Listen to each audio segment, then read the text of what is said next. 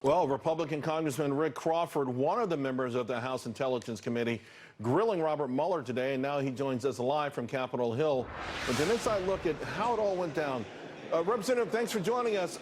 Your first question out the gate, Peter Strzok, and it feels like maybe you were trying to get a timeline here of when they knew maybe there was no there, and why perhaps they continued to spend millions of dollars of taxpayer money to go down this rabbit hole. Well, it's a good question. You heard the answer, and I mean, it really asks another question. Why are we spending north of $30 million to do something that we had an answer to already? And, you know, that's just not, just doesn't seem prudent. Well, sir, I want to play also earlier. We have Matt Gaetz, who also had some pretty interesting going back and forth with Robert Mueller. I want to share one with you and get your thoughts. With regard to the steel, that's beyond my purview. It is exactly your purview, Director Mueller, and here's why. Only one of two things is possible, right? Either Steele made this whole thing up and there were never any Russians telling him of this vast criminal conspiracy that you didn't find, or Russians lied to Steele. Now, if Russians were lying to Steele to undermine our confidence in our duly elected president, that would seem to be precisely your purview.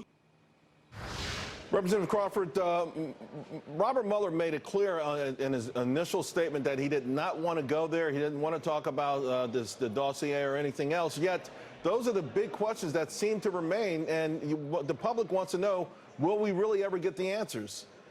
Well, that's a good question. We do have an IG report forthcoming from Mr. Horowitz, but as far as I'm concerned, the Mueller issue was, I think, satisfactorily put to bed here today.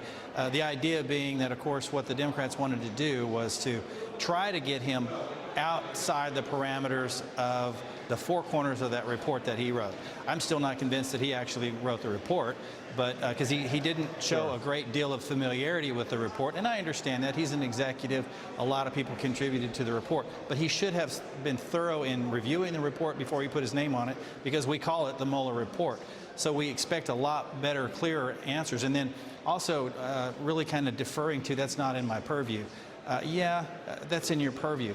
But the point is this: if we're going to get get Mueller out of the parameters of the report, that opens up a whole new area, a whole new line of questions that could take us down a road that I'm sure the Dems don't want to go down that road. And I think what's going to happen is the IG report will probably take us down that road. You know, it appeared that for whatever reason, Robert Mueller was sluggish, at times confused, and he even had to come back and say that an answer to Representative Ted Lieu was misinterpreted, you know, getting ahead of the spin that the Democrats are saying. You know, what do you make of just the way this all went down? It feels like there's going to be a lot of second guessing on this whole episode. Well, I wasn't comfortable with it, number one. Number two, I think they'll probably use that to sort of discredit Mr. Mueller.